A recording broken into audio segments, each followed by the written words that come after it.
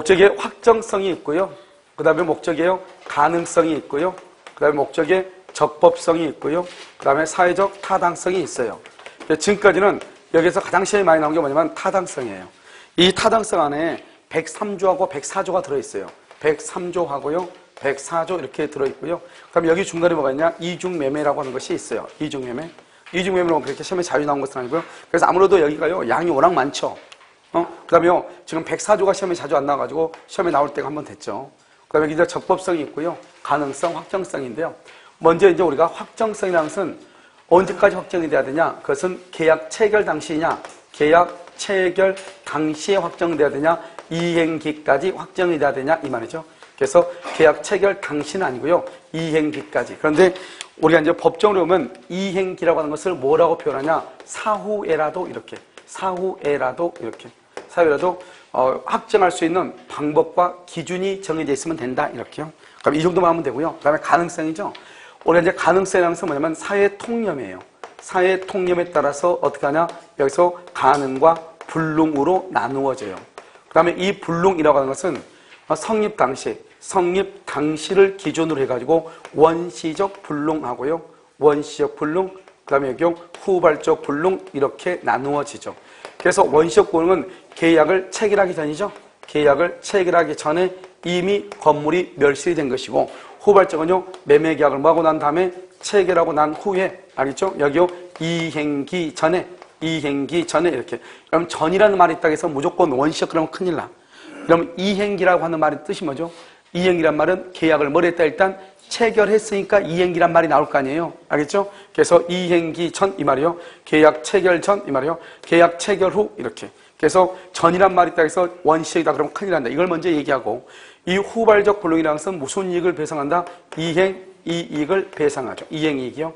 원시적 불능은 뭐를 배상한다? 신뢰 이익을 배상하죠. 신뢰 이익. 이걸 이제 기본적으로 보시고 여기에서 이제 뭐가 나오냐면 원시적 불능하고요. 그 다음에 여기 후발적 불능이라고 하는 것이 나오죠.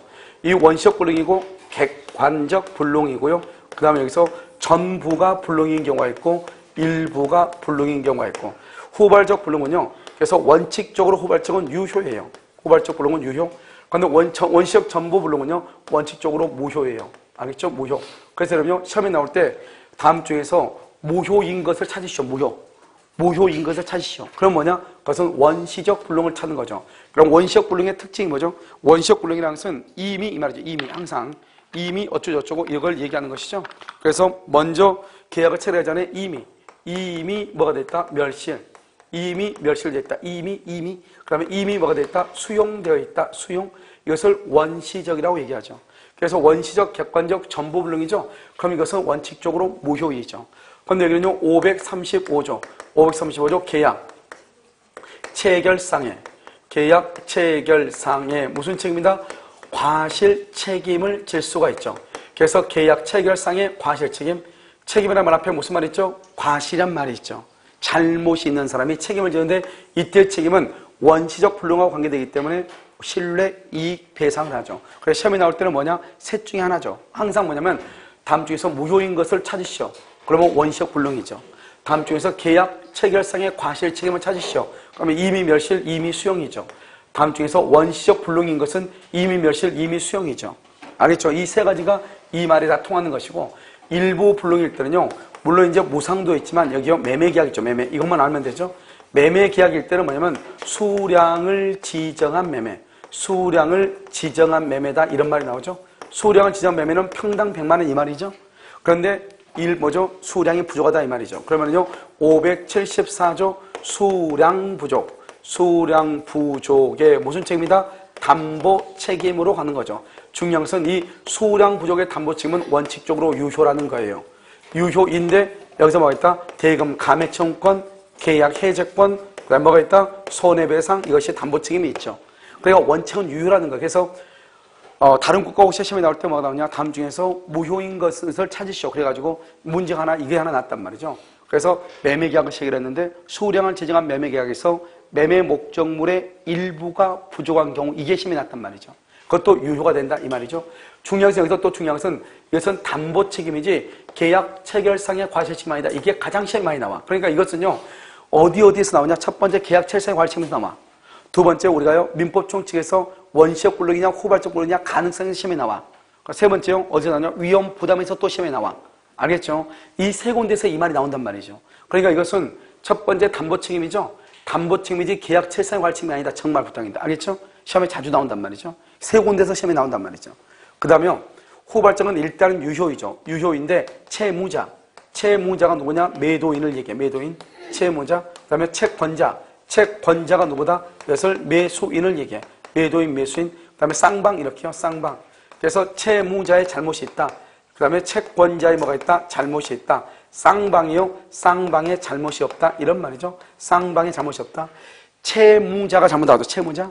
채무자가 잘못하면 이것을 우리는 뭐라 한다? 이것을 채무불이행이다. 이렇게. 채무불이행. 그래서 여기서 가장 중요한 게 채무불이행이에요. 여기서. 그러면 이 채무불이행한 말은 어디에서 나오냐? 계약 체결상의 과실책임에서 나오죠. 계약 체결상의 과실책임은 원시적이죠. 그러니까 채무불이행한 말이 나올 수가 없어. 밑도 끝도 없이 계약 체결상의 과실책임에 관해서 설명 중 맞는 것 틀린 것은 채무불이행을 이유로 어쩌고저쩌고 또 계약 체결상 과실책임하고 같이 가는 게 뭐죠? 뭐죠? 교섭 단계에서 부당파기죠. 교섭 단계에서 부당파기. 교섭 단계에서 부당파기도 뭐다? 채무불이행한 말이 나와 안 나와? 안 나온다. 원시적이니까. 담보책임에서 채무불이행한 말이 나와 안 나와? 안 나온다. 그 다음에 채권자가 잘못하죠? 이것을 위험 부담이라고 그래. 그래서 여러분요 가끔 시험에 뭐가 나오냐? 채권자의 잘못으로 등기를 이전받을 수 없을 때 계약을 해지할 수 있다. 이런 말이 나와. OX, X. 그것은 위험 부담이 되는 것이에요. 그 다음에요, 쌍방이 잘못 없죠? 그러면 쌍방이 잘못 없다. 이게 지금 이번에요, 강원도 강릉에요, 산불이잖아요. 강원도 강릉에 산불이 났죠? 산불이 와가지고 집이 지금 30채가 붙었잖아요. 그럼 만약에 그 중에서 하나는 매매 계약을 체결한 것이 있을 거 아니에요. 그냥 계약을 체결했는데 내가 원하는 거, 내가 잘못한 것이 아니고 산불이 와가지고 지금 불타버린 거잖아요. 그런 경우는요, 등기를 해줄 수가 있다, 없다? 없죠. 내가 잘못했다, 안 했다? 안 했죠. 상대방도 잘못이 있다, 없다? 없죠. 이런 경우 어떻게 할 것인가? 이거는 제3자의 방화죠. 이것을 제3자가 방화했거나 또는요, 국가가 수입을 금지시켰거나 또는요, 천재지변이거나 이 말이죠. 천재지변, 이렇게요. 이런 것들이죠. 우리나라 만약에 대통령 선거 같은 거 없었다 한다면 아마 상당히 이슈가 크게 되지 않았을까요? 저렇게 산불이요. 크게 번지는 것도 드문데요. 그렇잖아요. 그런데 이렇게 뉴스 같은 거 보면은 쓸데없는 것만요. 계속하고 있죠. IS도 안 왔는데요. 계속 이렇게 하고 있으니까요. 그래서 실제로 그 산불이 상당히 엄청난 거죠. 30채가 이렇게 방화되고 이렇게 불타버리는 것은요. 아무튼 이런 것들을 쌍방이 잘못이 없다. 이렇게 얘기하는 거죠. 이때 하는 것이 바로 뭐다? 위험 부담이다. 이런 말이죠. 그러니까 여러분요, 이런 경우에는 채무불이행이라는 말을 쓰면 돼야 안 돼요? 안 된다. 이게 중요하고요. 그 다음에 여기 위험 부담에서는 또 뭐가 있다? 이건 대상 청구권이라고 하는 것이 있죠. 대상 청구권, 이렇게요. 여기 채무불이행 있죠? 채무불이행은 뭐다? 채무 없이 계약을 해지하죠. 해지하고 원상예복을 청구하고 손해배상을 청구하잖아요. 그래서 이것이 이제 후발적 관계가 되죠. 그래서 다른 국가고시에 뭐라 나오냐? 이렇게 나왔어. 후발적 불능과 관계가 없는 것. 그것은 계약 체결상의 과실 책임이에요. 여기서 보면 후발적 불능은 하나, 둘, 셋, 넷, 다섯, 6개나 되잖아요. 그러니까 어떻게 돼요? 관계없는 것, 계약 체결상의 과실 책임, 이렇게. 이게 정답이란 말이죠. 알겠죠? 그 다음에 가장 중요한 게 채무불이행이에요. 채무불이행은 어느 곳에서도 채무불이행한 말을 쓰면 돼야 안 돼요? 안 돼. 오직 채무불이행은 채무자가 잘못했을 때만 채무불이행이 되기 때문에 담보책임이라든가 계약 체결상의 과실책임이라든가 위험 부담에서는 절대로 채무불이행이라는 말을 쓰면 안 돼요. 무슨 말인지 알겠죠? 그래서 절대로 안 된다. 이걸 정확하게 알고 있어야 돼. 그래서 여기서 채무불이행이라는 말이 아주 중요하다. 그 다음에 여기서는요, 원시적 객관적 일부가 부정, 수량을 지가 매매해서 일부가 부정하죠? 그럴 때는 계약 체결상의 과실책임으로 간다, 안 간다? 안 간다. 이게 또 중요하단 말이죠. 그것은 담보책임이고, 담보책임은 원칙적으로 뭐가 된다? 유효이다. 그럼 또 시험에 뭐 나오냐? 다음 중에서 유효가 아닌 것은 원시적 불능을 묻는 거란 말이죠. 그럼 원시적 불능을 물을 때 이게 나오죠. 채무불이행이 나오겠죠. 그 다음에 채권자 위험 부담이 나오겠죠. 그 다음 뭐가 나와? 채무자 위험 부담 나오겠죠. 하나, 둘, 셋, 4개. 담보책임. 담보책임도 뭐가 된다? 원칙은 뭐가 된다? 유효가 돼. 유효. 그러니까 유효가 아닌 것은 뭐다? 전부 불능일 때만 유효가 아니고 무효가 된다. 이런 말이에요. 무슨 말인지 알겠죠? 그래서 그 말을 정확하게 이해를 해야 돼. 그래서 후발적은 뭐가 되고? 유효. 원칙은 뭐가 되고? 무효다. 이렇게. 이것을 이제 얘기하니까 여기까지 한번 볼까요? 자, 5페이지 한번 보세요. 목적의 확정성이라고 되어 있나요? 그래서 목적의 확정성 보면 법률의 내용을 실현할 당시까지 딱 그만 줄고요. 실현할 당시까지 그걸 이행기까지 있으면 된다. 매매계약에 있어서 목적물과 대금은 이 목적물과 대금을 뭐란다? 목적이라고 하는 거죠. 목적물과 대금은 계약 체결 당시 줄 것이고 특정될 필요가 없고 알겠죠? 특정될 필요가 없고 언제 사후에라도 줄 것이면 그것을 이행기라고 얘기하죠. 이행기. 사후에라도 특정할 수 있는 방법과 기준이 정해져 있으면 된다. 사후에라도 이렇게 아시겠죠? 자, 목적의 가능성이죠. 그러면 가능성이라는 것은 뭐로 갖는다? 그러면 좀 맨 끝에 줄고 사회 통념 이렇게요. 사회 통념 딱 하기만. 그러면 사회 통념상 실현할 수 없으면 무효가 되죠. 그 다음에 불능은 어떤 불능이 다 되죠? 첫 번째 줄고 확정적. 바로 밑에 객관적이요. 확정적이고 객관적이야. 그러니까 일시적 불능은 불능이다 아니다? 아니다 이런 말이죠. 그러면 4번 원시적 불능이죠. 원시적은 항상 무슨 말이 나오죠? 임이라는 말이 나오죠. 토지에 대한 매매계약 체결 전 줄고 임이 동그라미 이미 그 토지 전부가 공용 수용 동그라미 이것은 유효이다 무효이다? 무효. 따라서 수용된 토지를 수용당한 자로부터 매수했다. 그 말이 무슨 말이죠? 이미 수용됐다 이 말이잖아요. 수용된 토지 그랬으니까 여전히 원시적이죠. 내일은요 이미 동그라미 이미 화재로 멸실 동그라미 이미 멸실이죠. 그러면 원시적으로서 맨 끝에 뭐다? 무효이다. 조심해야 될 건 그것이다. 수량을 지정한 토지 매매계약 줄고 그러면 실제 면적이 계약 면적에 미달 줄고 그래서 수량을 지정한 토지 매매계약에서 미달되죠. 그런 경우는 뭐다? 바로 밑에 미달 바로 밑에 그러면 담보 책임의 문제가 발생할 수는 있으나 계약 체결상의 과실 책임이 인정될 수는 있다 없다 아주 중요해. 알겠죠? 안 된다 이 말이죠. 되게 중요하죠. 자, 후발적이죠. 후발적은 뭐죠? 법률의 목적이 성립 당시에는 가능했지만 줄고요. 이행 전 불가능. 이행 전. 그럼 이행 전이란 말은 뭐다? 전이라는 말이 있다고 해가지고 원시적 그러면 된다 안 된다? 안 되죠. 이행 전. 그것은 후발적 불능. 두 번째 줄 유효. 알겠죠? 그러니까 이런 뭐라 나왔죠? 따라서 법률행위 성립 후 줄고 성립 후는 체결 후라는 말이죠. 그러니까 원시적이다 후발적이죠. 이행 전에 당사자 일방의 과실. 여기서 당사자 일방이 봐봐. 일방의 과실이라고 그랬죠. 일방이 누군지 알아 몰라? 모르죠. 만약에 채무자가 되면 채무 불이행이고 채권자가 잘못했으면 위험부담이에요. 이게 중요한 것이 아니고 일단 후발적은 뭐가 된다? 일단 뭐다? 유효다. 이 말이죠. 유효다. 알겠죠? 그래서 그걸 지금 얘기하는 거죠. 일방의 과실로 멸실되더라도 그 법령이 뭐다? 유효 동그라미 이렇게. 유효. 알겠죠? 그다음 니은 유명하가의 그림에 대해서 임대차 계약을 줄고 체결한 후 임대차고 뭐고 일단 체결한 후죠. 그다음에 임대인은 누구로 한다? 임대인은 물건을 줘야 되니까 채무자죠. 임대인의 과실로 내가 좀 다 써놓은 거예요. 기체사유 이런 것이요. 임대인의 과실로 그림이 파손됐죠. 이행불능이죠. 그러면 후발적 불능이지만 이것은 뭐가 된다? 유효. 이것 가공 매매계약 체결후죠. 체결후 제3자 방화죠. 체결후가 중요하지 제3자 방화가 중요한 게 아니잖아요. 그것을 뭐란다? 채무자, 위험, 부담주의다. 일단 유효이다 무효이다? 유효. 늘 계약 체결후죠. 체결후 매수인 줄고 매수인을 뭐라 한다? 채권자라고 얘기하죠. 채권자. 매수인의 책임 있는 사유로 목적을 멸실했죠. 매수인. 지금 매수인이 잘못했죠. 그럼 어떻게 한다? 매도인은 자신의 채무를 면하고 매수인에 대해서 매매대금을 청구할 수 있다 없다? 있다. 알겠죠? 그래서 채권자, 위험, 부담주의다 이렇게. 그럼 여러분요 지금 이걸 써놓은 것은 어느 것이 원시적이고 어느 것이 후발적인가 이런 것을 여러분들이 이제 감을 익히라는 것이죠. 알겠죠? 문제가 나왔을 때 원시적과 후발적을 이해를 해야지 될 거 아니에요. 알겠죠?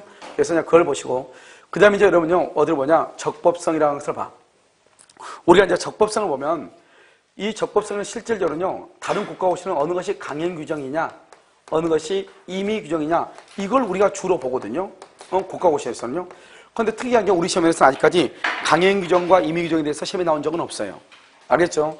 그런데 강행 규정은 주로 어디가 있죠? 주로 어디가 있어? 주로 물권법에 나와 있고요. 임의 규정은 주로 어디가 있죠? 주로 채권법에 나와 있죠. 아마 우리 시험에 만약에 물권과 강행 규정과 임의 규정이 문제가 나온다. 그러면 물권법하고 채권법에 대해서만 시험에 나올 거예요. 그럼 여러분 채권이 무엇인지 알아야 되겠죠? 계약의 성립, 계약체 생활 책임, 그 다음에 동시함유권, 위험부담, 제3자를 위한 계약, 계약의 해제권, 매매에서 일방예약, 계약금, 담보책임, 교환, 환매, 임대차. 이게 지금 뭐냐? 채권법이잖아요. 그러나 그 채권에 관한 것을 잘 알고 있어야 돼요. 특히 채권 중에서 임대차. 여러분, 임대차는 원칙적으로 무슨 규정이다? 강행 규정이에요. 임대차는. 그런데 예외적으로 임의 규정이 몇 개 없죠? 그것을 알아야 돼요. 그래서 원래 임대차에 관한 것은 무슨 규정이다? 강행 규정이다. 채권이지만 예외적으로 몇 가지가 있다. 뭐가 있다? 첫 번째, 비용상환채권권. 임차권의 양도와 전대 시 임대인의 동의, 차임을 지급할 시기. 이런 것은 무슨 규정이다? 임의 규정이고 나머지는 무슨 규정이다? 강행이다. 이걸 또 알고 있으면 되죠. 그 다음에 강행 규정 같은 것은 뭐냐? 강행 규정. 그러면 임의 규정은 우리 몇 조에 되어 있냐? 105조. 105조에 임의 규정이라는 것이 규정되어 있어. 알겠죠? 그 다음에 강행 규정은 뭐죠? 이 법률행위 효력에 따라서 그것을 효력 규정이라고 하는 것이 있고 효력 규정. 그 다음에 무슨 규정이 있다? 단속 규정이라고 하는 것이 있죠. 그래서 효력 규정하고 단속 규정하고 이렇게 돼 있단 말이죠. 그러면 단속 규정을 위반하면 어떻게 돼요? 형사처벌 받아요. 법을 위반했으니까 당연한 거 아니에요? 효력 규정을 위반하면 어떻게 돼요? 당연히 여기도 형사처벌 받죠. 그런데요, 효력 규정을 위반하면 민법상으로 뭐가 돼요? 무효. 알겠죠? 여기는요, 단속 규정은요, 민법상으로 뭐가 된다? 유효. 이게 차이죠, 이게. 그러니까 우리가 뭐냐면, 우리 민법에서는 어떻게 구별하고 있냐? 강행 규정과 임의 규정으로만 구별하고 있어요. 알겠죠? 그런데요, 우리가 이제 행정법에서는 효력 규정하고 단속 규정으로 구별하고 있어요. 행정법에서는. 그런데 그 구별하는 것을 효력 규정은 뭐로 본다? 무효로 보고 단속 규정은 뭐로 본다? 유효로 보는 거. 이걸 가지고 이제 효력 규정과 단속 규정을 구별을 해. 둘 다 법을 위반하면 다 처벌을 받아야 되죠. 알겠죠? 이것은 간단하기 때문에요. 어디로 보냐? 저 기본서를 보면서 정리를 해요.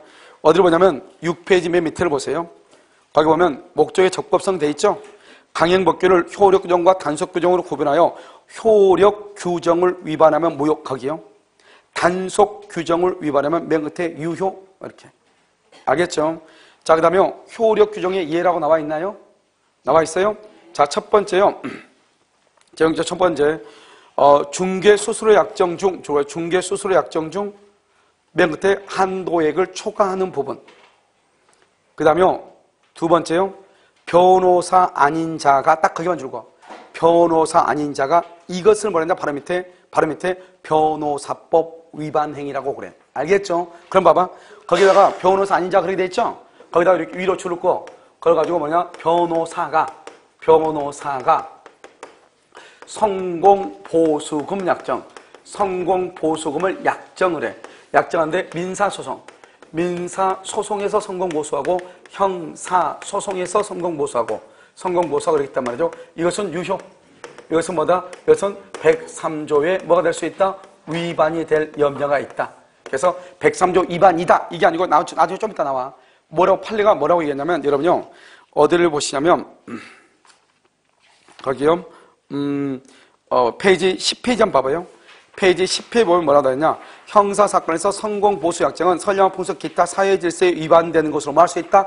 평가할 수도 있다. 맨 위에 10페이지 맨 위에 평가할 수도 있다. 그렇게 돼 있어 안 돼 있어? 되어 있죠? 되어 있죠? 자, 그럼 봐 다시. 그래서 여기서는 103조 위반으로 그래서 주택관리자 시험에는 뭐라 나오냐? 103조에 위반된다. 이렇게 나왔어. 알겠죠? 그러니까 그렇게 알고 있어도 무방한데 아무튼 민사소송이고 형사소송이고 이렇게 달라. 이건 변호사가. 이건 변호사죠? 여기는요, 변호사법 위반은 변호사 아닌 자가, 그걸 변호사법 위반. 여기는 변호사가 성공보수금 약정을 했다 이 말이죠. 그런데 그것이 민사사건이다. 민사. 그럼 뭐가 된다? 유효. 형사는 무효. 이렇게 차이가 있죠? 그 다음에 여러분요, 효력 규정을 위해서 세 번째 줄 끝에 위에서 공익법인의 설립 운영에 관한 법률에 위반하여 줄고요, 공익법인의 기본재산 처분. 이 공익법인은 뭐죠? 학교죠.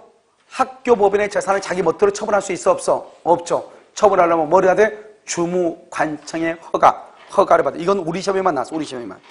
그 다음에 바로 밑에 줄고 바로 밑에 명의신탁약정 거기만 줄고 그 다음에 바로 옆에요.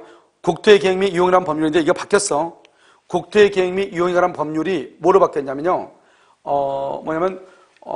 부동산 거래 및 뭐다? 뭐로 바뀌었더라? 부동산 거래 및 뭐로 바뀌었는데? 부동산 거래 신고 등에 하는 법률인가? 아무튼 그걸로 바뀌었어. 알겠죠? 그래서 우리가 옛날에는 국토법 있죠? 국계법에 뭐가 들었죠? 토지거래 허가제가 들어가 있었죠? 근데 이제는 어디로 들어왔다 이것이? 부동산 거래 신고 등의 법률인가 그쪽에 들어와 있어. 부동 중개 실무. 그러니까 중개 실무에서는 지금 배우잖아요. 그럼 만약에 아마 중개 실무에도 이거 한 두 문제 정도 나오지 않을까 싶은데요. 이런 그 공보선한테 얘기해가지고 공법에서 작년까지 나왔던 그 뭐죠? 국회법에서 나왔던 그 토지거래 허가제 문제 있잖아요. 그 기출 문제 그것을 좀 정리 좀 해달라고 해서 보는 것이 낫지 않을까 내 생각에. 알죠? 왜냐하면 이제 이게 중개사법으로 들어왔기 때문에 나와도 똑같이 나오지 뭐 다르게 나오겠어요? 그렇잖아요. 그렇기 때문에 그럼 그걸 좀 정리해달라고 내가 그냥 얘기할게요. 그걸 정리해가지고 그걸 딱 보면 거기서 두 문제를 맞출 수 있잖아요. 사실 중개사법 선생님들이 또 그걸 설명하려면 설명할 수 있겠죠. 설명할 수 있는데 지금까지 뭐 한 20년 가까이를요 공법에 있었던데 아무래도 누가 더 나아요? 공법 선생님이 아무래도 좀 더 낫겠죠. 무슨 말인지 알겠죠. 그래서 그 부분을요 정리를 좀 해달라고 하든지 그렇지 않으면 문제풀이 할 때요 한번 풀어달라고 하든지 한번 부탁 한번 해보도록 하겠습니다. 아시겠죠? 그래서 그렇게요 토지거래 허가 딱 거기만. 그 다음에 바로 옆에요 지방자치단체라고 되어 있어요. 지방자치단체가 사경제 주체로서 사인과 사법상 계약을 체결함에 있어서 따라야 할 요건과 절차를 관한 규정이죠. 되게 어려운 말이죠. 사경제 주체가 뭐죠? 봐봐요. 얘 봐봐. 지금 만약에 서울시청이 있어. 서울시청 자리가 있는데 이 부지를 이쪽으로 옮기려고 그래. 옮겼어. 그러면 옛날 뭐죠? 서울시청 구 부지가 남을 거 아니에요. 이걸 어때요? 민간에 매각을 해야 되겠죠. 그럼 민간에 매각하면 이 서울시는 자기네들이 위에 공법관계 상하관계에서 하겠어요? 1대1 관계에서 하겠어요? 매매니까. 매매는 민법에 의해서 계약을 해야 되죠. 그러니까 서울시청이 뭐가 된다? 민간인이 돼가지고 판매한다 이 말이죠. 그것을 사경제 주체로서 이렇게 개인의 위치에서 판매를 한다 이 말이죠 지금. 알겠죠? 그러니까 사경제 주체로서 사인과 사인이 누구죠? 개인이죠. 일반인과 이 말이죠. 사법상의 계약, 민법상의 계약을 체결할 때는 일정한 요건과 절차를 같이 해야 돼. 자기 멋대로 수의 계약하면 돼야 안 돼요? 안 되잖아요. 이것은 가서 무슨 규정이다? 효력 규정이다 이 말이죠. 그러니까 이것을 이 절차를 거치지 않으면 그것은 유효이다 무효이다? 무효가 된다 이 말이죠. 그 다음에 바로 밑에 판례 법령 바로 밑에 투자 수익 보장 약정이라고 되어 있어요. 거기 줄고 투자 일정한 수익을 보장한다는 투자 수익 보장 약정은 그것은 무효예요. 그 다음에 여러분요 율락녀 있죠? 율락녀가 율락행위 줄고요. 율락행위라는 종업원이 취직하면서 업체로부터 받은 선불금 줄고요. 선불금은 불법원인 급여에 해당해서 반환을 청구할 수 없어요. 그러나 율락녀가 선불금 받잖아요. 그것도 효력 규정에 위반돼서 무효예요. 대신 받은 것은 돌려준다 안 돌려준다? 돌려주지 않는다. 돌려주지 않으면 잡혀서 죽을 수는 있어도 아무튼 돌려주진 않아도 된다 이 말이죠. 알겠죠? 그것을 얘기하죠. 효력 규정이죠. 그다음에 단속 그러면 봐봐 효력 규정은 정말 많은데 대부분이 다 아는 것들이죠. 알겠죠? 그래서 그러면 단속 규정 그러면 효력 규정이 많은데 어떻게 하는 게 힘들 수 있죠. 그럼 단속 규정 남기하면 되죠. 단속 법규는 뭐죠? 첫 번째 중간생략 등기죠. 딱 하나. 이놈 하나만 똘똘하게 알고 있으면 돼. 근데 요즘 최근에 이제 이것 말고 시험이 나왔죠. 두 번째 들어봐봐. 허가 없이 음식점 거기요. 허가 없이 음식점 또 써. 허가 없이 숙박업. 그리고 우리 시험에 뭐 나왔죠? 무허가 호텔 무슨 계약 이렇게 나왔죠. 임대차. 그래서 호텔 숙박 계약이죠. 무허가. 알겠죠? 그 다음에 음식점, 무허가 숙박업 이것을 다 뭐다? 단속 규정이라고 얘기를 해. 그래서 무허가 음식점, 무허가 숙박업 이렇게. 이것은 단속 법규로서 유효이다. 그런데 여기서 1순위가 뭐다? 중간생략 등기. 2순위는요. 시험에 우리 다 나왔어. 무허가 음식점, 무허가 숙박업. 그럼 숙박업 썼어요? 그래서 무허가 숙박 그것도 뭐다? 단속 규정으로서 유효하다 이 말이죠. 그 다음에 탈법행위라고 돼 있죠. 봐봐. 우리가 여러분요 국유재산 있죠. 여러분 한번 얘기했는데 여기요. 여기 목포라고 하는 데서 목포 전라도 목포. 목포에서 어디냐면 목포에서 어디더라? 아무튼요. 여기 충남이에요? 아 그래? 아무튼 적당히 여기 충남이야. 아무튼 여기가 목포 어디가 있죠? 그러면 여기를 더 길게 해요. 알겠죠? 자요, 여기가 목포죠. 목포에서 여기까지요. 여기가 있으면 그 산맥줄기가 몇 킬로가 되는데요. 이것이 목포시청에서 공유했던 한 공무원의 거예요. 그래가지고 이 땅을 목포 경실련이라고 있었거든요. 이 경실련에서 이 산맥줄기를 시민한테 돌려달라. 그래가지고 반환 소송을 했는데 결국 패소했어 마지막으로. 이 사람이 국유재산 관리하는 공무원이 있는데요. 이 사람이 여기에 있는 어떻게 했는지 모르겠어요. 이것을요 자기가 다 소유하게 됐어요. 그러니까 이런 일이 벌어질 수 있죠. 그래서 국유재산을 관리하는 공무원, 국유재산 관리 공무원은요, 공무원이죠. 이 공무원이 갑이라고 해봐. 이 공무원은 이제 이 자기 이름으로, 자기 갑의 이름으로 만약에 취득하죠. 그러면 강행법규에 직접적으로 위반돼서 그냥 무효가 돼요. 그러니까 이 사람이 자기 이름으로 취득하는 것이 아니고 자기 아버지나 자기 와이프나 자기 여동생 이름으로 취득한다 이 말이죠. 이것을 말한다. 강행법규를 간접적으로 위반했다고 그래. 결국 자기가 취득하는 거 똑같잖아요. 이것을 간접적으로 위반했다고 그래. 이것을 탈법행위라고 하는 거예요. 그러니까 우리가요, 뭐뭐 하지 마라 했는데 하죠. 그럼 직접적 위반이죠. 그럼 무효. 하지 마라 했는데 자기는 안 해. 다른 사람을 통해서 한다 이 말이죠. 그걸 탈법이라고 얘기를 해요. 알겠죠? 탈법행위도 우리 시험에 딱 한 번 났어. 탈법행위도 유효이다, 무효이다, 무효이다 이란 말이죠. 그래서 탈법행위란 이렇게 되어 있죠. 그래서 어떻게 위반한다? 간접적으로 위반한다 이란 말이죠. 2번 봐봐. 국유재산에 관한 사무에 종사하는 직원 거기까지만 줄고 더 이상 보지 마. 국유재산에 관한 사무에 종사하는 직원 알겠죠? 거기까지요. 그것을 우리 뭐란다? 맨 끝에 탈법행위로서 무효다. 방금 내가 얘기한 거 들었죠? 그것을 탈법행위다 이 말이죠. 그 다음에 이제 써요. 거기다가 3번이라고 하나 써 밑에다가 맨 끝에다가 뭐냐면 공무원의 연금 수급권. 공무원 있죠? 공무원의 연금 수급권을 담보로 제공한 경우 이렇게. 원래 공무원의 연금 수급권은요.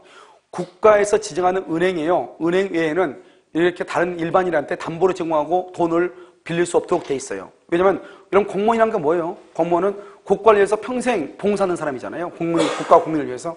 그러니까 모든 일이 끝나면 어떻게 해요? 그 공무원의 모든 사회생활을 국가가 또 보호해주고 해야 되잖아요. 그렇지 않으면 누가 공무원 하겠어요? 그런데요. 만약에 이 공무원들이 뭘 하냐면 예를 들어서 퇴직을 했단 말이죠. 퇴직하고 뭐라나 사업을 하나 하고 싶은데 목돈이 없단 말이죠. 그럼 뭐 일단 요즘 이제 연금을 몇 퍼센트 받고 몇 번 또 연금으로 받고 일시불로 받고 이렇게 하잖아요. 그런데 이 연금으로 받는 것을 자기가 좀 더 대출을 받아서 다른 사업을 하고 싶어. 그런데 이게 담보가 금지됐으니까 그렇게 할 수가 없으니까 어떻게 하냐. 연금 수급권을 갑이라는 사람한테 위임을 해. 위임. 통장을 주고 위임을 하고 만약 예를 들어서 1억을 빌리죠. 그러면 1억에다가 이자가 다 찰 때까지 자기가 이 위임 계약을 해지하지 않기로 약속을 하고 연금 수급권을 이 사람한테 대리권을 수여한다. 너가 대신 좀 연금을 좀 받아달라. 그러면 이 사람이 이제 받아가지고 계속 자기가 쓰는 거죠. 얼마 될 때까지? 원금하고 이자가 다 찰 때까지. 결국 우리는 담보를 제공하지 말라고 그랬는데 결국 다른 사이드로 해서 담보를 제공한 거 똑같잖아요. 그래서 공무원의 연금 수급권에 담보 제공 금지인데 담보를 제공한 경우 이것도 탈법행위가 돼. 그러니까 이러면 딱 두 가지인데 원래는 시험에 하나밖에 안 나왔어. 그래서 일단 예전에는 두 개였는데 그냥 하나만 쓴 거예요. 국유재산을 관리하는 직원이 누구냐? 공무원이에요.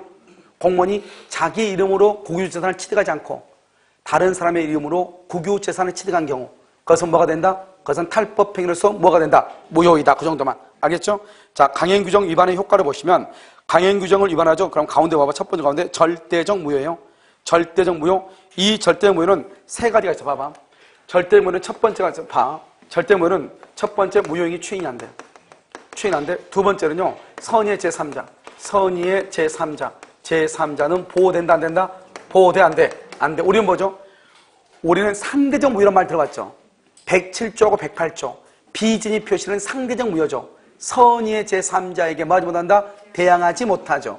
그걸 상대적이란 말이죠. 그럼 절대적은 선의의 제3자에게도 말 수 있다? 대항할 수 있다 이 말이죠. 그러니까 제3자는 아무리 선이어도 보호된다 안 된다? 안 된다 이 말이죠. 그래서 바로 옆에 줄 거 봐. 전득자는 선이이더라도 보호받지 못한다. 전득자가 누구죠? 제3자죠. 선이이더라도 보호받지 못하는 거예요. 그 다음에 또 뭐를 못한다? 바로 옆에 원칙적으로 말 수도 없다. 추인할 수도 없다. 그 다음에 2번요. 시험에 우리 시험에 아직 나온 적이 없어요. 투자수익보장약정 아까 얘기했죠.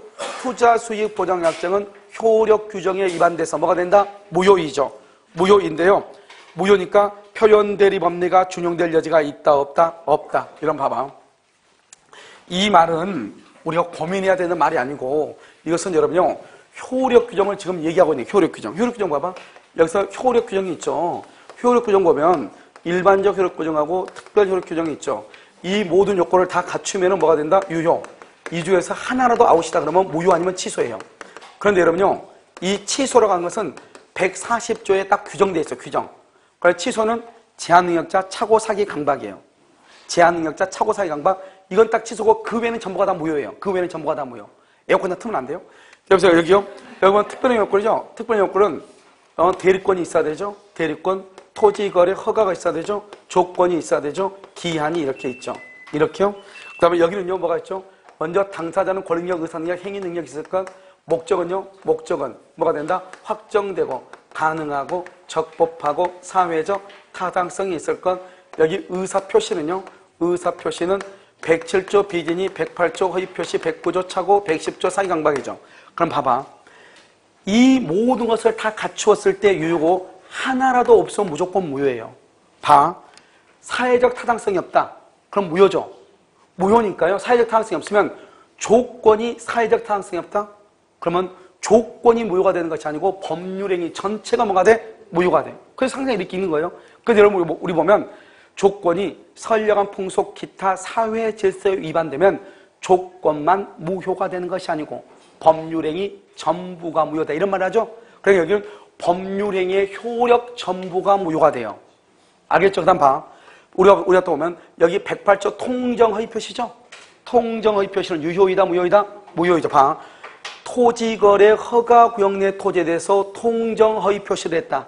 그럼 어떻게 한다? 더 이상 허가를 받을 필요가 있어 없어? 없죠. 유효니까 무효니까? 무효니까. 자, 그 다음에 지금 방금 우리 대리권 있죠? 대리권?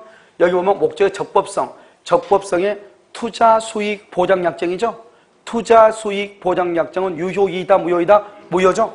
투자수익 보장약정이 무효면 대리란 말을 쓸 수가 있어 없어? 없어. 그래서 표현대리법리가 적용될 여지가 없다고 얘기하는 거예요. 알겠죠? 자, 그러면 여기 봐자. 다시 여기 우리가 이제 토지거래 허가에 가면 또 뭐가 나오냐 이런 말이 나와. 109조 110조죠? 사고나 사기나 강박으로 토지거래 허가 구역 내 토지에 대해서 계약을 하죠? 그러면 사고나 사기나 강박을 이유로 취소하죠? 취소하면 뭐가 돼? 무효가 되죠? 무효? 무효니까 허가를 받을 필요가 있어 없어? 없다. 이 말이에요. 그러니까 이것은 지금 여기 나온 것들은 다 이 아무것도 아닌 이 조그만 거 이걸 얘기하는 거예요. 그러니까 여기서 보면요. 비진입 표시로 뭐죠? 토지거래 허가 구역 내 토지에 대해서 계약을 했다? 그럼 비진입 표시는 유효이다, 무효이다? 무효이다. 허가를 받을 필요가 있다, 없다? 없다. 조건이 103조 위반이다? 불법 조건이다? 그럼 조건만 무효가 아니고 법률행위 전부가 뭐가 된다? 무효가 된다. 토지거래 허가 구역 내 토지에 대해서 차고 사기 강박으로 했다? 차고나 사기나 강박을 주장한다는 말은 차고나 사기나 강박에 의해서 취소하면 뭐가 된다? 무효가 된다? 무효가 되니까 더 이상 허가를 받을 필요가 있다, 없다? 없다. 이렇게 얘기하는 것이에요. 무슨 말인지 아시겠죠? 그래서 여러분요, 우리가 금방 확인할 수 있는데, 어디 하면, 우리가 이제 토지거래 허가라고 하는 것이 나오잖아요. 이것은 왜냐면, 계속 이게 여기 뒤에서 계속 나오기 때문에요. 우리가 한 번만 여러분들이 딱 보면, 금방 무슨 말인지 알 수가 있어요. 그래서 여러분요,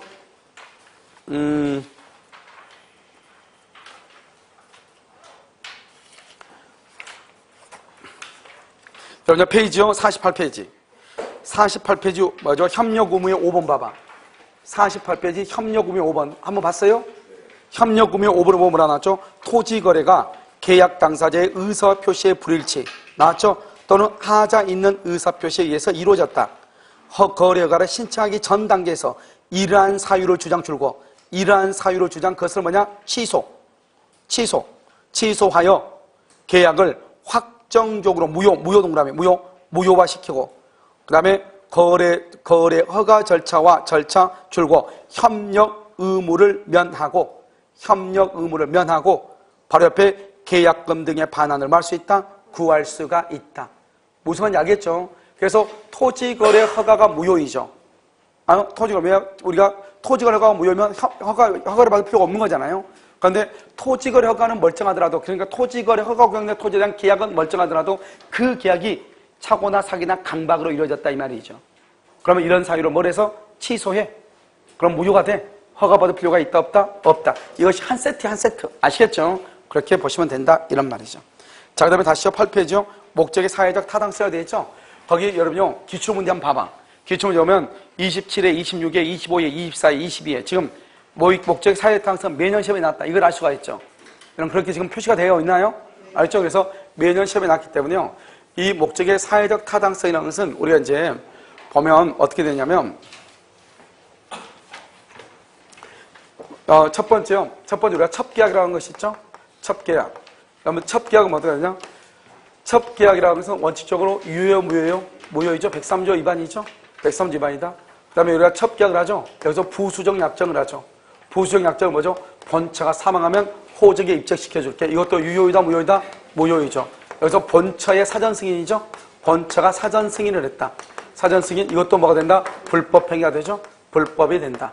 그 다음에 첩계약의 종료, 첩계약의 종료, 첩계약의 종료를 무슨 조건으로? 해제 조건으로 해서 증여하죠. 증여. 이것도 103조 위반으로 뭐가 된다? 무효가 되죠. 이것도 시험에 잘 나오죠. 그 다음에 첩계약을 해소 그만두면서 양육비하고 생활비를 준다. 이것은 된다, 안 된다? 되죠. 이것과 비교가 되는 게 뭐가 있다? 비교가 되는 게 남편이요, 자신의 부정행위를 용서받는 대가로 아내한테 자기 명의에 된 아파트 명의를 넘겨주면서 뭐라고 한다? 부부 관계가 뭐 하는 동안? 유지되는 동안은 너 마음대로 처분할 수 없다. 유지되는 동안 이것을 뭐란다? 일정 기간이죠. 이것은 103조 위반이다, 아니다? 103조 위반이 아니다. 이것은 이제 첩계약에서 중요하죠. 그래서 첩계약에서는 여러분요, 여기 특히 이것이 이제 우리가 시험에 이제 좀 잘 나오는 편이고요. 그 다음에 두 번째는 뭐냐면 도박자금이 있죠. 이 도박자금은 일단 103조 위반으로 무효이죠. 무효니까 도박자금은 746조 불법원인 급여죠. 반환을 청구할 수가 있다, 없다? 없죠. 그래서 반환 청구. 여기서도요, 첩계약으로 인해서 무효니까요, 만약에 아파트를 증여했다. 증여물이 있으면 증여물에 반환을 청구할 수가 있다, 없다? 반환 청구 못하죠. 반환 청구 못하니까 만약에 예를 들어서 첩이요, 첩소유죠. 첩이 이것을 제3자한테 처분했다. 그러면 제3자는 뭘 불문하고? 선악을 불문하고 소유권을 취득하죠. 그 다음에 도박자금 첫 번째요, 무효이고, 두 번째요, 변제약정이다. 변제약정을 하면은 이 변제약정도 유효이다, 무효이다? 무효이죠. 변제약정을 하면서 토지 양도계약, 토지를 양도하기로 계약을 체결하죠. 이 계약도 유효이다, 무효이다? 무효이죠, 무효. 자, 세 번째는요, 도박 채무를 하면서 이미 변제약정하면서 소유권 이전 등기를 했다. 등기 그러면 말소 청구할 수 있다, 없다? 말소 청구를 못해. 이미 등기해주면. 근데 여기 만약에 근저당권 등기했다. 근저당권. 그러면 여기는 뭘 할 수 있다? 말소를 할 수 있다. 청구할 수 있다. 그러니까 도박 자금으로 변제하면서 소유권을 넘겨주면 말소 청구 못해. 알겠죠? 원래는 변제할 필요가 없지만 이미 넘겨주면 등기 말소 못해. 그런데 뭐를 해주면 근저당을 하면 뭐 할 수 있다? 말소를 청구할 수 있다. 자, 네 번째는요, 뭐가 있냐면요, 이런 것이죠. 이렇게 이제 갑이라고 하는 사람이 을한테요, 자기 집 5억짜리인데 2억의 도박장을 빌렸어. 도박장은 무효죠? 반환할 필요가 없죠? 그런데 을이요, 죽이니 살리니 그러니까 알았다고 내가 변제약정을 해. 변제약정은 유효이다, 무효이다? 무효이죠? 변제할 필요가 있다, 없다? 없죠. 그래서 갑이 을한테요, 자기 집을 팔 수 있는 대리권을 수여를 해. 대리권을 줘. 그랬더니 을이 이것을요, 병한테 처분해. 병은 아무것도 모르고 그걸 샀어. 그럼 병은 소유권을 취득해. 판례가 대리권 수여는 유효. 제3자가 선이면 소유권을 취득해. 선이면. 여기서 이제 돈이 5억이 나오죠? 5억 나오는데 자기가 2억을 가져갔어. 그리고 갑한테 3억만 줬단 말이죠. 판례가 뭐라 했냐? 2억을 가져간 것은 무효이다. 왜요? 우리는 변제할 필요가 있다, 없다? 없다, 이 말이죠. 그러니까 갑이 을한테요, 자기 집을 처분할 수 있는 대리권 수여는 유효이고, 제3자는 유효하게 소유권을 취득하지만 선의일 때 그 5억 중에서 2억을 을이 가져간 것은 그것은 뭐가 된다? 무효이다. 그래서 두 가지만 하면 돼. 대리권 수여 유효. 제3자는 누구일 때? 선의일 때 소유권 취득 이렇게. 자, 세 번째는 공익이냐 사익이냐. 사익이죠. 여기서 뭐냐? 여기서 양도소득세를 회피하기 위해서 회피하기 위해서 상속세를 면하기 위해서 강제 집행을 막해서 면탈하기 위해서 강제집행. 그다음에 투기의 목적, 투기의 목적으로 이렇게 네 가지. 알겠죠? 이렇게요. 그건 사익이죠? 103조 위반이다, 아니다? 아니죠. 양도소득세를 회피하기 위해서 다운 계약서를 썼다. 일정 기간 이후에 등기를 해주기로 했다. 왜요? 우리가 양도소득세라는 것은 보통 몇 년간 보유하면 양도세가 없죠? 2년이죠? 그러니까 2년 이후에 등기를 받아가기로 한 경우. 그 다음에 상속세를 면하기 위해서 명의 신탁을 한 경우. 우리가 명의를 맡긴 것은 개인의 이익이죠? 그러면 나중에 나온단 말이죠. 명의 신탁은 불법이 아니다, 이런 말이 나와. 우리가 불법이라는 것은 103조에 위반되는 것을 불법이라고 하잖아요. 그래서 명의사건 불법이 아니다 이 말이죠. 강제표현 면탈하기 위해서 허위의 근저당권을 설정을 했다. 강제표현 면탈 공익이다 사익이다? 사익이죠. 그래서 우리가 통정 허위 표시는 옛날에 시험에 뭐라 하느냐? 통정 허위 표시는 위법하기 때문에 무효이다. 그럼 큰일 나. 통정 허위 표시는 위법한 것이 아니에요. 위법하려면 불법이 돼야 되잖아요. 그런데 103조에 위반되는 것을 불법이라고 하잖아요. 그런데 강제표현 면탈로 허위의 근저당권을 설정하는 것은 103조하고 관계가 있다 없다? 없다 이 말이죠. 그래서 위법하기 때문에 불법이죠. 무효가 되는 것은 아니에요. 아시겠죠? 그 다음에 투기의 목적이죠. 투기의 목적으로 세입자 입주권이 있죠. 입주권을 15매를 매입했다. 이런 것은 103조 위반이 아니다? 아니다. 103조 위반이 아니다. 그 다음에 이제 네 번째가 뭐냐면 앞에가 무슨 말이 있든지 간에 관계없이 뒤에가 대가라든가 돈이라든가 또는요 반대 급부라든가 이런 말이 있어. 이런 말이 있으면 이것은 위반이 되는 것이죠. 위반. 그러니까 여기서 이제 뭐냐? 첫 번째요. 공무원한테 청탁을 해. 공무원한테 특별한 청탁을 하고 청탁. 알죠? 두 번째는요. 관공서에 진정서를 제출했는데 진정서를 취하는 조건으로 돈을 받기로 한 경우. 그 다음에 세 번째는요. 우리가 수사기관에서 허위 진술을 해주는 대가로 돈을 받기로 한 경우. 네 번째요. 보험금을 부정 취득할 목적. 부정 취득할 목적으로 물론 뭐 여기서 보면 산업 스파이라든가 산업 스파이 있죠. 회사의 기밀을 빼주는 대가로 돈을 받기로 하는 경우. 그 다음에 여기 노조죠. 노조위원장이요. 임금 인상폭을 줄이는 대가로 돈을 받기로 한 경우. 뭐 이런 것들이 많이 있단 말이죠. 그 다음에 7번으로 뭐가 있냐면 우리 이제 그 절 있죠. 사찰. 사찰의 존립에 필수 불가결한 재산. 필수 불가결한 재산을 증여를 해. 그래서 없어서는 절대로 안 될 재산까지도 증여를 하게 되면 사찰이 없어져 버리는 거잖아요. 그래 이런 것은 된다 안 된다? 안 된다. 그래서 이런 것들은 다 뭐냐? 103조 위반이란 말이죠. 가장 시험에 많이 나온 게 이 세 가지가 가장 시험에 많이 나왔죠. 그런데 여기에서 이제 돈하고 관계가 되지만 103조하고 관계가 없는 게 5가지가 있단 말이죠. 첫 번째가 뭐냐? 노태우 비자금이죠. 그 다음에 증언이라고 하는 것이 있죠. 그 다음에 주지직이라고 하는 것이 주지직이 있고 위약벌 약정이 있죠. 그 다음에 뭐가 있다? 첩계약을 해소한다. 첩계약을 해소 이렇게요. 그럼 여기서요. 노태우 비자금 판례가 103조 위반으로 무효다. 비자금은. 그런데 이 비자금을 숨기기 위해서 은닉하기 위해서 뭐 하는 거? 임치하는 거 괜찮다. 증언 있죠. 증언의 대가가 통상적으로 용인된다. 괜찮아. 그것을 뭐 한다? 초과한다. 안 된다 이 말이죠. 주지직을 3억 원을 주고 샀어. 3억. 그것은 안 된다. 그런데 그 사람은 그 절에 주지로 뭘 했다? 임명했다. 주지 임명행위. 이건 괜찮다 이 말이죠.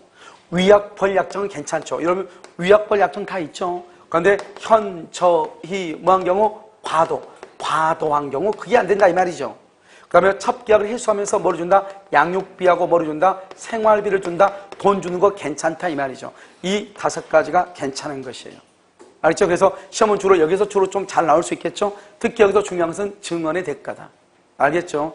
그 다음에 이제 여기서 이제 뭐가 나오냐면 5번째는요, 여기서 우리가 이제 일정 기간이냐 또는 어떠한 일이 있어도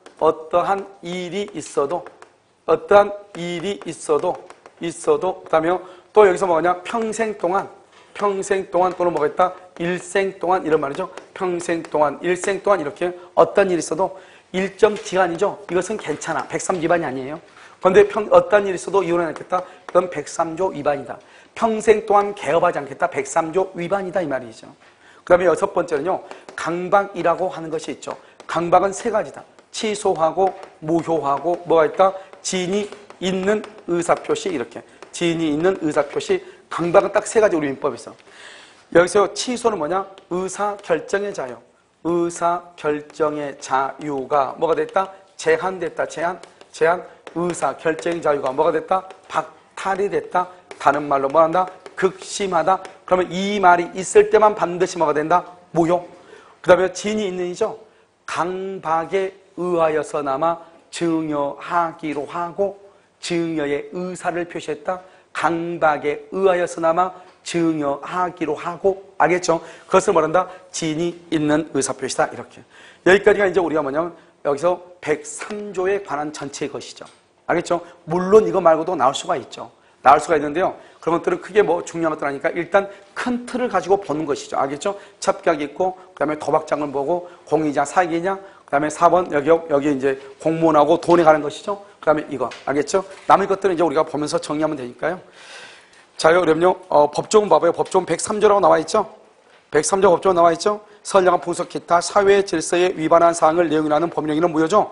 그런데 여러분요, 줄고, 선량한 풍속 기타 사회 질서 위반 거기를 줄고, 선량한 풍속 기타 사회 질서 위반이죠? 여러분, 그것을 뭐라고 표현하느냐? 불법이라고 그래, 불법. 그 말을 불법이라고 얘기한다고. 아시겠죠? 자, 그 다음에 1번 보세요. 103조 위반의 유형이라고 나와 있어요. 103조 위반의 유형 한번 보시면 돼. 그 다음에 어디를 보자면, 이런 103조 위반의 유형이 있어요.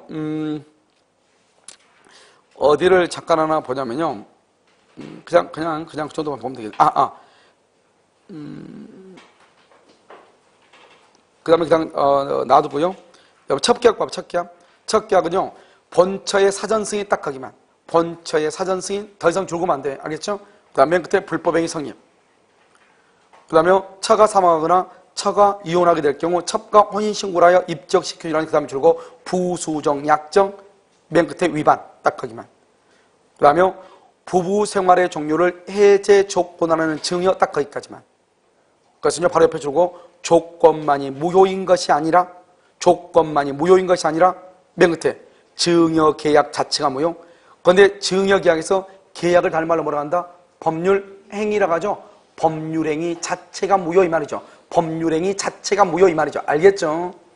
자, 그 다음에 4번 첩계약을 해소, 동남에 해소하면서 뭐를 준다? 맨 끝에 생활비하고 양육비, 생활비와 양육비 반한다고 할 수 없다. 그리고 옆에 보면 공서양속이라고 되어 있나요? 여러분, 이 공서가 뭐죠? 공적인 질서죠. 그러니까 사회 질서를 공서라고 그래. 양속이 뭐죠? 선량한 풍속이죠. 양속. 선량한 풍속할 때 그걸 양속이라고 얘기를 해. 아시겠죠? 양속 이렇게. 공서양속에 반한다고 할 수 없다. 자, 그 다음 103조 위반되는 거 보세요. 103조 위반되는 거 첫 번째, 어떠한 일이 있어도 딱 거기만.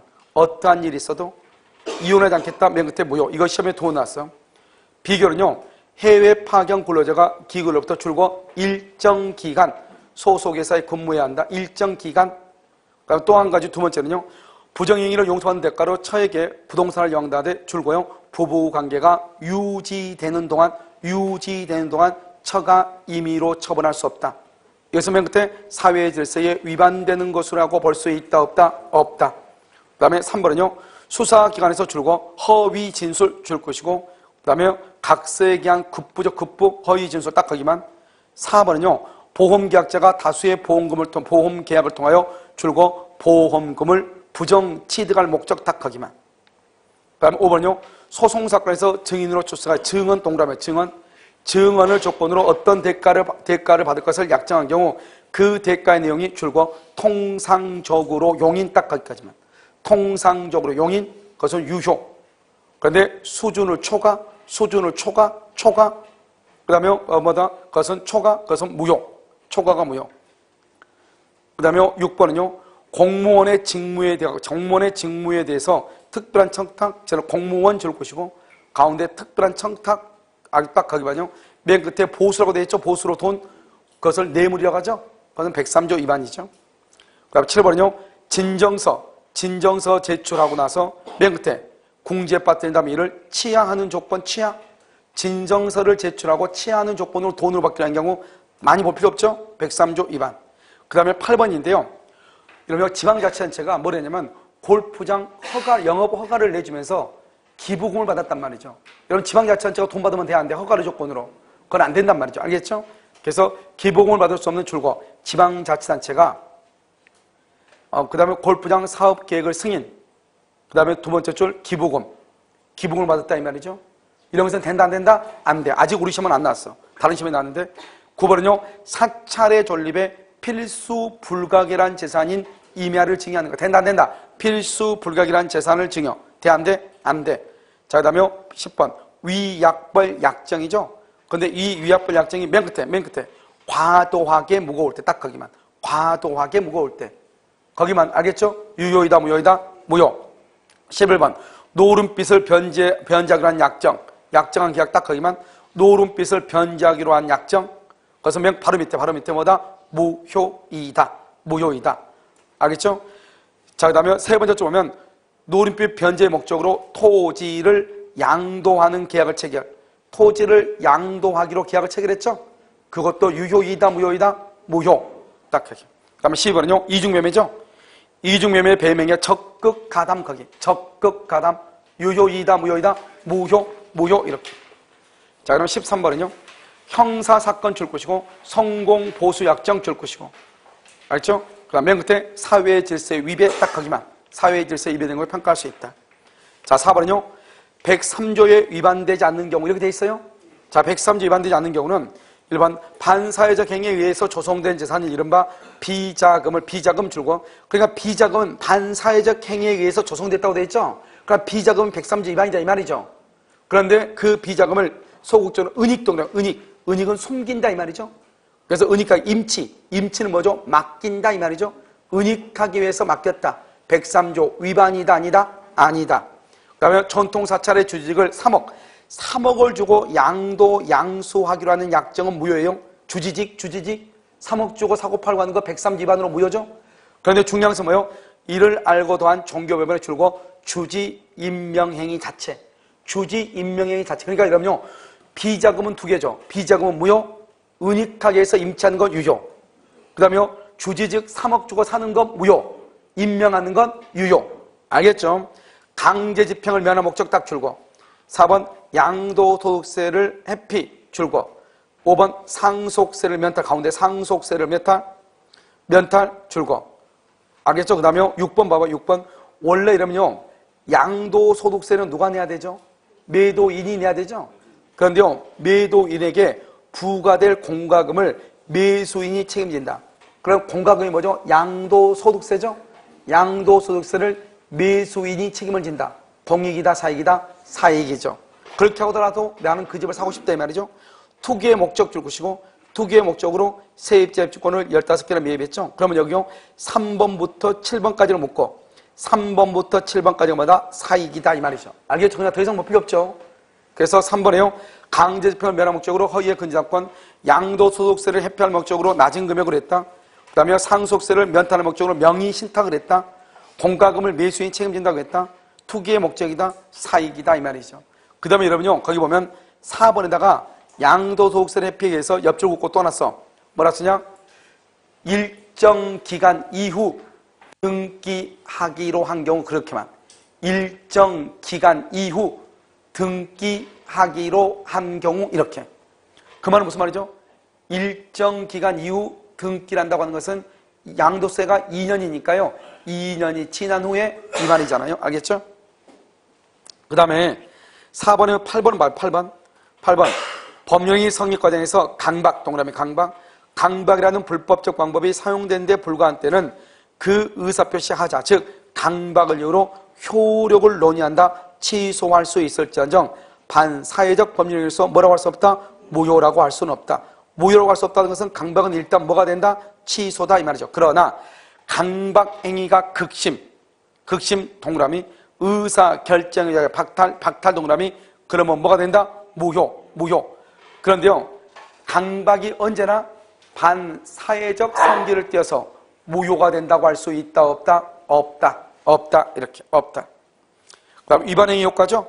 103조의 위반은 절대적 무효죠. 그럼 절대적 무효는 또 두 가지가 나온다. 첫 번째, 선악불문하고 누구에 대해서도 무효를 주장한다. 그 말은 무슨 말이죠? 제3자는 선이이더라도 보호받을 수 있다, 없다. 추인이 된다, 안 된다. 그 다음에 2번은요, 매매계약 체결 당시 줄고, 매매계약 체결 당시 그것은 뭐냐? 판단 시점이에요. 그러니까 불공정한 법률행위냐 아니냐, 반사회적 법률행위냐 아니냐, 이 두 가지는 판단 시점이 계약 체결할 당시예요. 그러니까 맨 처음에 계약을 체결할 때는 작물인 것을 모르고 샀다 이 말이죠. 그런데 나중에 그것을 나중에 한 달 지나가지고 작물인 걸 알았다 이 말이죠. 그래도 103조 위반이 된다, 안 된다 이 말이죠. 취득할 때는 몰랐다, 나중에 알게 됐다, 103조 위반이 아니다. 자, 오른쪽 불법원이 급여죠.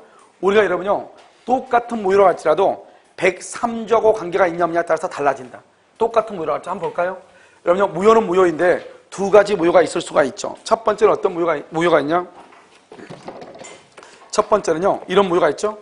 첫 번째 이 무효가요, 무효가 여기서 우리가요, 도박자금이 있을 수 있죠, 도박자금. 도박자금은 무효이죠? 이것은 도박자금 중은 103지반으로 무효이죠? 무효면 이것은 746조에 의해서 반환을 청구할 수가 있어요, 없어요? 반환을 청구할 수가 없어. 왜냐하면 도박자금은 103조에 위반돼서 무효거든요. 그런데 여기서는요, 무효는 무효인데요, 이것이 통정허위 표시, 통정허위 표시로서 무효다 이 말이죠. 이 무효인 것은 이것은 103조하고 관계가 없다 이 말이죠. 그러니까 746조하고 관계가 없다 이 말이죠. 그러니까 뭐를 청구할 수 있다? 반환을 청구할 수 있다 이런 말이죠. 그러니까 똑같은 무효인데 이것이 103조하고 관계가 있느냐 없느냐에 따라서 달라진다 이 말이죠. 그러니까 103조하고 관계가 있으면 반환을 청구를 못하고 103조하고 관계가 없으면 뭐 할 수 있다? 반환을 청구할 수가 있다 이 말이죠.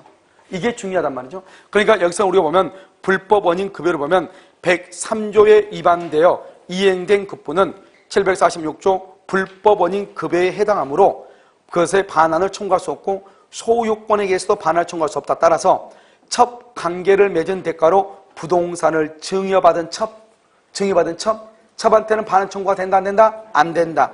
안 되니까 첩이 소유자가 될 수밖에 없죠. 첩으로부터 부동산을 전득한 사람, 그러니까 완전한 소유자로부터 다시 이전받은 사람은 뭐를 불문하고? 선, 악을 불문하고 소유권을 취득하죠. 그래서 그 사람부터 다시 전득한 자가 그 사실을 알았다, 악이라고 할지라도 뭘 한다? 소유권을 취득한다. 그런데 그 밑에는 뭐냐? 그러나 이것은 만약 갑이요, 도박자금을 변제하기 위해서 자기 토지에 대해서 소유권 이전 등기를 해주는 경우가 있고 자기 토지에 대해서 근저당권을 해주는 경우 두 가지 있겠죠? 이게 소유권 이전 등기를 했다. 그러면 말소 청구가 된다 안 된다? 안 되고 근저당권 등기를 했다. 말소 청구가 된다 이 말이죠. 그러니까 완전한 권리를 이전해주면 말소 청구를 못해도 그렇지 않은 경우는 말소 청구를 할 수 있다 없다? 있다 이런 말이죠. 무슨 말인지 아시겠죠? 그것을 얘기하는 것이고요. 그 다음에 이중매매를 한번 봐봐. 이중매매를 보면 이중매매는 어떻게 되냐면 이렇게요. 두 가지 보죠. 갑이 있고 여기 을이 있죠. 을을 제1매수인이죠.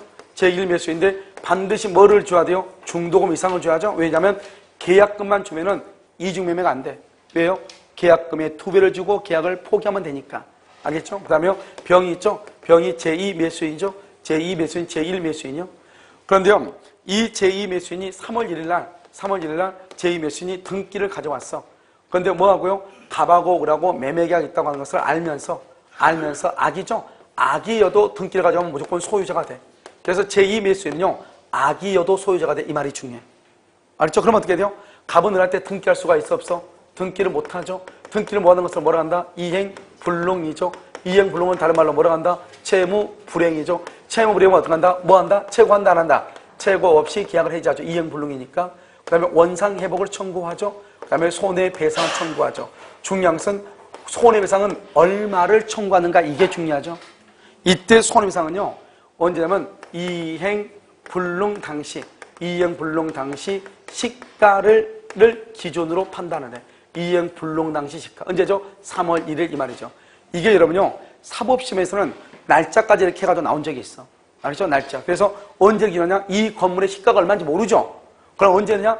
갑이 병한테 등기해주면 갑은 을한테 더 이상 등기 못 해주잖아요. 그러니까 갑이 병한테 등기해준 날짜를 기준으로 그때 건물의 시가를 표준으로 해서 손해배상액을 정하는 것이에요. 알겠죠? 그러면 이거고. 자, 두 번째요. 그래서 이 을이 악이여도 소유자가 돼.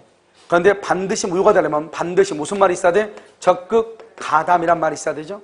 적극 가담이면 유효이다 무효이다? 무효이죠. 무효이면 소유자다 아니다? 소유자가 아니죠. 소유자가 아니면 이 무효는 무슨 무효다? 절대적 무효죠. 절대적 무효는 첫 번째 추인이 된다 안 된다? 추인이 안 되죠. 선의 제3자도 보호된다 안 된다? 안 되죠. 그래서 이 병이 정한테 처분하죠. 그런데 정이 선이죠. 선이든 악이든 관계없이 정은 무조건 소유자가 안 되죠. 그러면 정은요, 병하고 사가지고 등기를 넘겨받는데 소유자가 아니래. 그럼 어떻게 한다? 정은 누구한테? 정은 병에게 무슨 책임을 추구한다? 담보 책임을 추구하면 되죠. 전부 타인의 권리에 관한 담보 책임. 그런데 중요한 것은 이 병 앞으로 되어 있는 등기가 지금 뭐가 됐죠? 무효잖아요. 무효니까 어떻게 해야 돼요? 이 등기를 말소를 해야 되는데 중요한 것은 제1매수인 이 사람 현재 소유자다 아니다? 현재 소유자가 아니죠. 현재 소유자가 아니니까 이 매수인은 병 앞으로 되어 있는 등기가 적극 가담해서 무효가 됐다 할지라도 여기서 중요한 것은 직접 등기의 말소를 청구할 수 있다 없다? 없다. 어떻게 한다? 갑을 뭘 해서? 대위해서 말소를 청구해야지. 여기서 중요한 것은 직접 말소가 안 된다. 대위해서 말소한다. 이 말이 중요해. 직접 말소가 안 돼. 대위해서 말소한다. 이 말이 중요하다니까요. 그 다음에 여기서 중요한 것은 또 현재 을은 현재 뭐가 아니다? 소유자가 아니죠. 소유자가 아니니까 소유자가 아니죠. 그래서 뭐를 못한다? 진정명의 회복을 원인으로 한 소유권 이전 등기를 청구할 수 있다 없다? 없다. 안 되는 거예요. 진정명의 회복 안 되는 거예요. 알겠죠? 그러면 뭐는 할 수 있다? 이 사람이요. 여기서 채권자 취소권을 행사할 수 있다 없다? 채권자 취소권 행사가 된다 안 된다? 채권자 취소권 행사가 안 되죠. 안 된다. 채권자 취소권은 어디에서만 된다?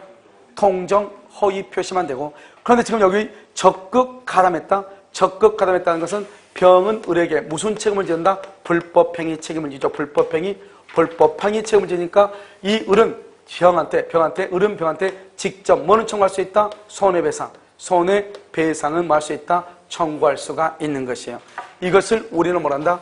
이중매매라고 얘기하는 것이죠. 알겠죠? 이중매매 자 한번 볼까요?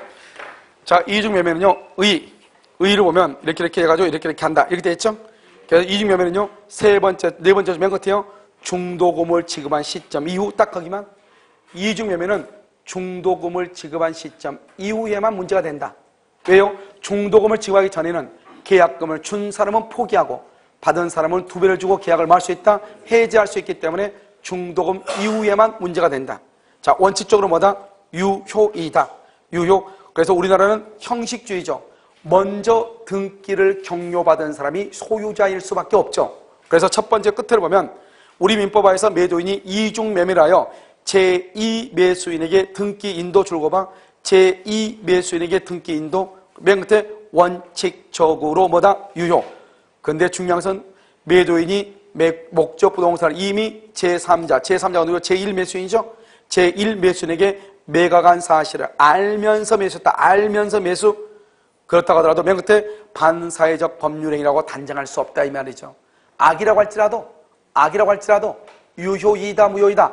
유효이다. 그러니까 이중매매가 무효가 되려면 반드시 무슨 말이 있어야 된다? 적극 가담이란 말이 있어야 되고 알았다. 악이다. 그렇다고 하더라도 그것은 103조 위반이다 아니다? 아니다. 이란 말이죠. 자, 그 다음 장이요. 이중매매가 무효인 경우 이렇게 나와 있어요. 자, 이중매매가 무효인 경우는 무효가 되기 위해서 무효 동그라미 무효. 이런 봐봐. 시험에서 이중매매가 무효 이렇게 시험이 나오는 것보다 뭐라냐? 반사회 질서에 해당. 그렇게 써봐. 무효를 뭐라냐? 반사회 질서에 해당하는 경우 이 말이죠. 무효라고 하는 것은 그래서 시험에 나왔을 때는 이중매매가 103조 위반된 경우, 이중매매가 반사회 질서에 해당하는 경우 이렇게 나와. 반사회 질서에 해당한다. 이 말이 바로 유효이다 무효이다? 무효다. 이 말이라니까 지금. 무슨 말인지 여러분 지금 알겠죠? 그 말이 중요해. 그래서 이중매매가 무효가 되기 위해서는 매도인의 배명의에 제2매수인의 줄고 적극 가담 행위가 요구. 그 다음에 적극 가담 박스에 적극 가담은 뭐냐? 취득시효가 완성된 사실을 알고 동그라미 알고 제3자와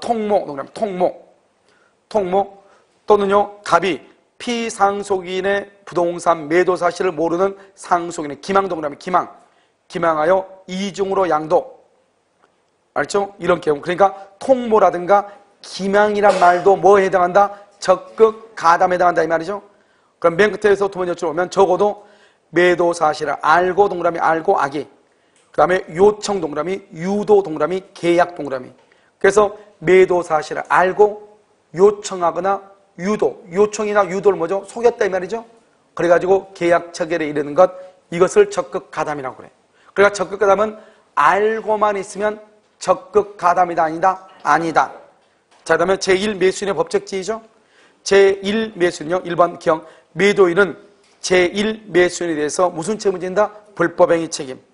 다음 니은 매도인은 제2매수인에 대해서 부당이득 반환 청구권, 소유권에 대한 물권적 청구권을 행사할 수가 없죠. 무효니까. 그런데 제1매수인은 줄고 제1매수는 매도인을 대위하여 세 번째 가운데 등기 말소를 청구 바로 옆에 직접 청구할 수는 없다. 직접. 어떻게 청구한다? 대위. 어떻게 한다? 직접은 된다, 안 된다? 안 된다. 안 된다. 알겠죠? 청구할 수가 없다. 그 다음에 줄과 제1매수인은 두 번째 맨 끝에 이행불능이 될 당시에 목적물의 시가상당액, 이행불능이 될 당시 목적물의 시가상당액을 손해배상으로 청구할 수 있다 이 말이죠. 언제 당시? 이행불능이 될 당시, 이행불능이 될 당시 거기를 가로 묶어봐. 그것은 뭐냐? 제2매수인에게 등기한 날 이 말이죠.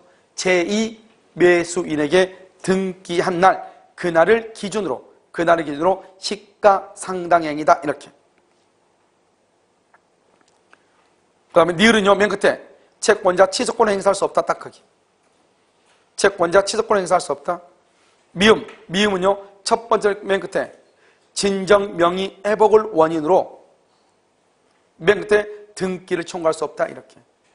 진정 명의 회복을 원인으로 뭘 할 수 없다? 등기를 청구할 수 없다. 왜요? 써놨죠? 그 미음 보면 제1매수는 현재 누가 아니다? 소유자가 아니니까. 알죠? 그렇다 이 말이죠. 자, 3번은요, 제2매수인이 매도인의 배명에 뭘 했다? 적극 가담한 경우 당해 부동산을 제2매수인으로부터 다시 취득한 제3자, 줄고 다시 취득한 제3자는 뭐죠? 유효하다고 주장할 수 없다. 줄 것이고 선악, 불문하고 보호X. 선악, 불문하고 보호X 이렇게. 선이고 악이고를 떠나가지고 보호된다, 안 된다? 안 된다. 이런 말. 안 된다. 알겠죠? 여기까지가 이중매매고요. 이중매매의 경우는 여러분 보면 알겠지만 26회 때 한번 시험에 나왔기 때문에요. 25, 26 연속 나왔죠? 그래서 조금 시험에 나오기는 약간 무리가 되지 않을까 이런 생각이 들어요. 시험에 나온다면 우리가 좀 이따 배울 불공정한 법령이 좀 더 시험에 나올 가능성이 많지 않을까 이런 생각이 들어요. 알겠죠?